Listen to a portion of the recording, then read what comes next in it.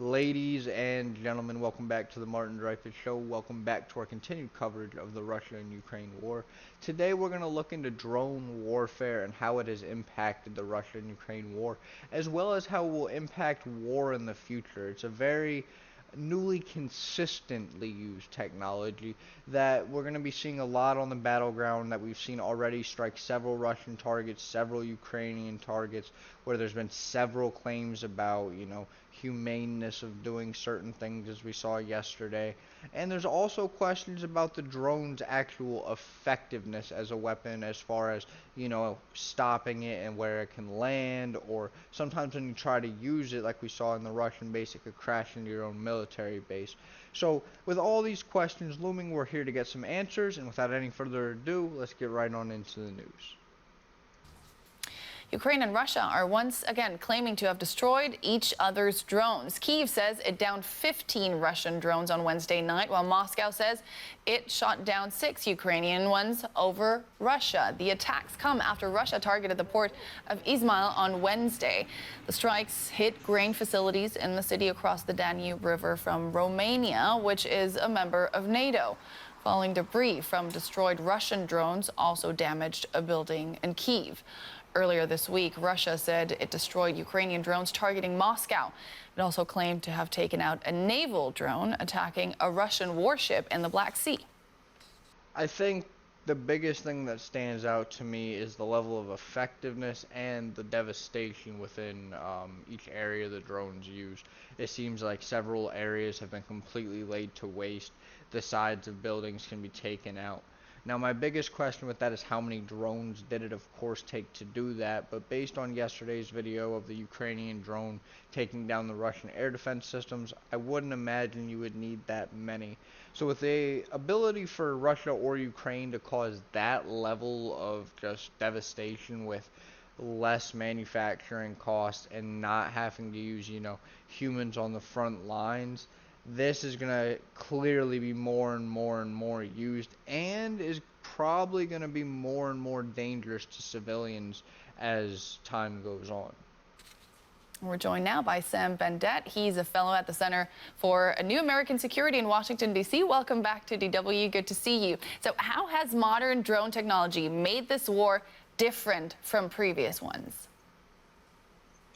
Well, a lot of these drones actually provide very important intelligence, surveillance, and reconnaissance capabilities, but they also provide a long-range strike capability for either side that is at a fraction of a cost of using more expensive missiles. The fact that a lot of these drones are flying in large numbers is also indicative of the desire by both sides, militaries as well as the defense industries, to manufacture as many of these drones as possible. Once again, these drones are actually much cheaper and much easier to use than using expensive long-range missiles.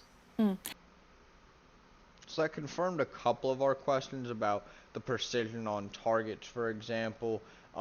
These drones are definitely effective, and we see that by the fact that each side is using them in masses. Cost obviously also plays a role in this. I'm sure it's cheaper to produce a drone than it is to produce like a Shadow cruise missile.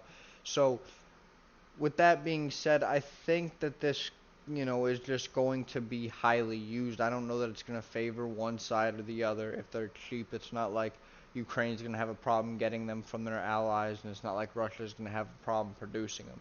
The other key thing he said is that air defense systems, they might struggle with them being in mass numbers. I mean, you can only take down so many.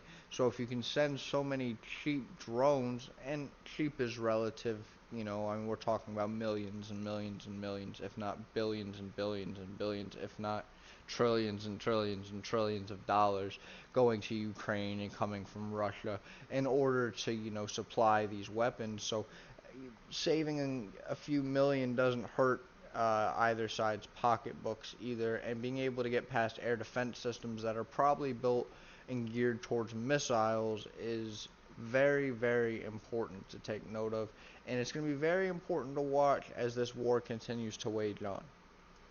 Ukraine has talked about deploying both air and seaborne drones against Russia. What do we know at this point about their capacity to reach Russian targets very distant to the battlefield in Ukraine? Well, we've witnessed Ukrainian maritime drones attacking Russian Black Fleet in Sevastopol. That's a distance of several hundred kilometers. There have been multiple strikes by Ukrainian drones against Russian territory proper.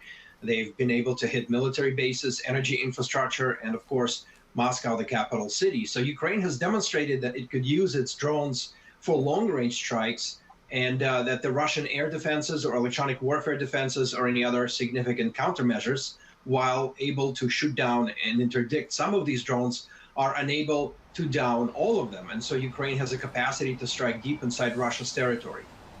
Moscow has claimed that these drone attacks would not be possible without Western help. Now, from what you've seen so far, have Ukraine's allies been involved in these drone strikes in Russia beyond providing intelligence? I want to stop her right there. Beyond providing intelligence, I think that's a big deal. I mean, that's like me essentially saying, you know, our enemy is here at this location. They're going to be here from this time to this time. And if you can strike there with the drone, you know, in the next 3 hours, we're going to take out the general of the Russian army. That's not any less damning whether it's a Ukrainian soldier, you know, operating the drone, or if it was an American soldier operating the drone. To me, we're providing the direct information it takes to find and kill the Russian soldier or the Russian general or the Russian airfield or whatever have you. So I don't know that it matters if it's beyond intelligence, at least in the eyes of the Russians. Well, it's not clear. A lot of the drones that Ukraine is building are actually homegrown.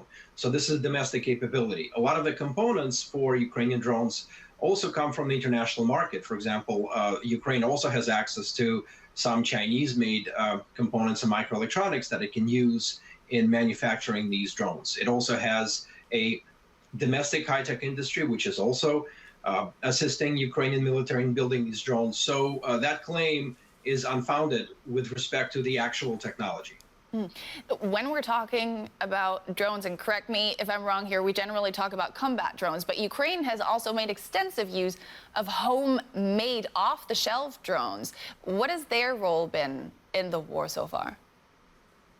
When we talk about these homemade off-the-shelf drones, we're talking about FPV drones. That's the racing drone that has been repurposed into a one-way kamikaze strike weapon. And it is a very potent and a very powerful tactical weapon. Basically, it's a short-range drone that can fly very fast. It can deliver a rocket-propelled grenade or a very weighty munition, basically at a distance of anywhere between 3 to 10 kilometers. And so thousands of these drones are used by Ukraine against Russian armored vehicles, tanks, against Russian trenches and other positions. They've also been used by the Russian military and their allies as well against the Ukrainian forces. This drone is very easy to make, well, relatively easy. It is relatively cheap too. One drone can cost. Does this not look so much like Call of Duty? And I mean, I hate to, or War Thunder or some video game. This gentleman sitting behind a computer monitor, flying his drone looking to strike. What's the words that come to my mind? I guess it's inhumane is what is the first word that comes to my mind, because you're just looking at it from the point of, okay, there's, let's say, 5,000 people, you know, they're storming the Capitol or whatever. All right, we're going to send out 50 drones with grenades and just kamikaze them, right?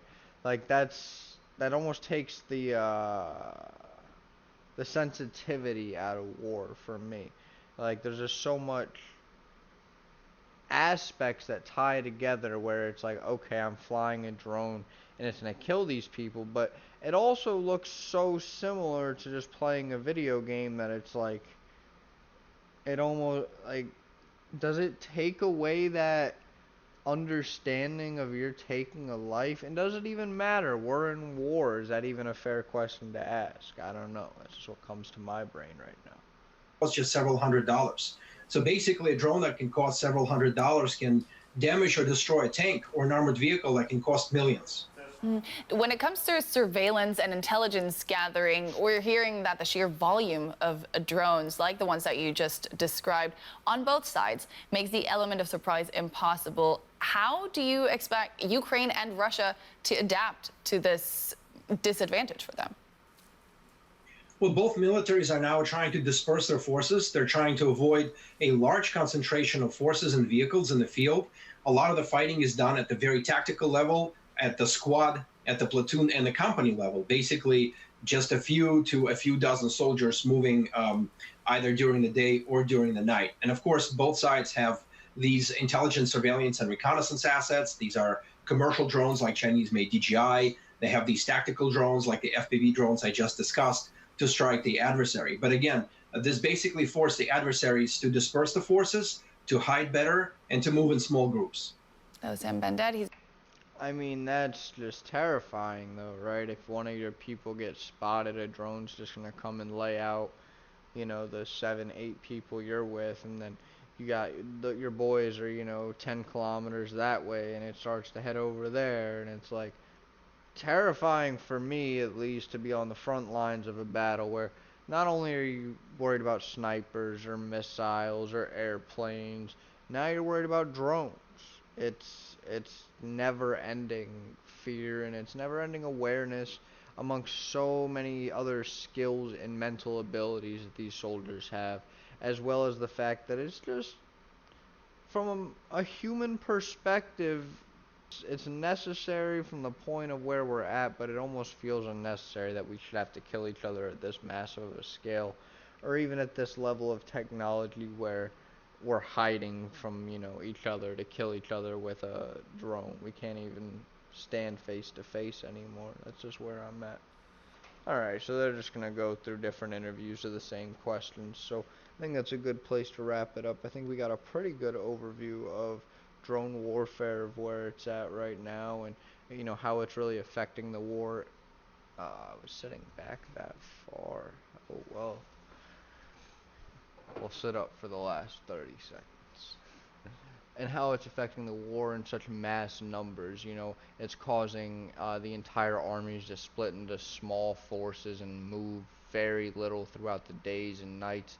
It's forcing, you know, long range attacks to be more effective, as you can fly, you know, he said there are a couple hundred a drone, so say there are 200 a drone, you could send 100 drones for 20,000, you know, and take out, say, half of them with an air defense system, and then you got 50 drones going in and bombing, you know, Moscow or Kyiv or what have you.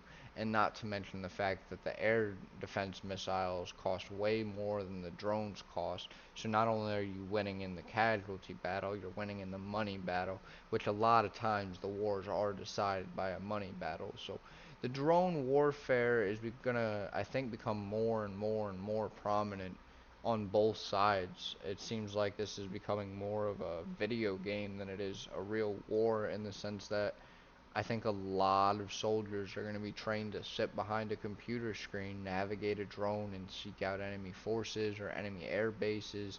And when you lose a drone, it's not a big deal. You pick another one up and throw it in the air. So I would, I guess, rather be a drone guy than a frontline guy at this point, but either way it'd be scary because of how many different factors are on the battlefield. Um, anyway, that's going to be our little overview on drone warfare. I hope you learned something. I learned some stuff. I hope you come back and learn some more with me. I hope you guys have a great rest of your day, and we'll talk to each other soon.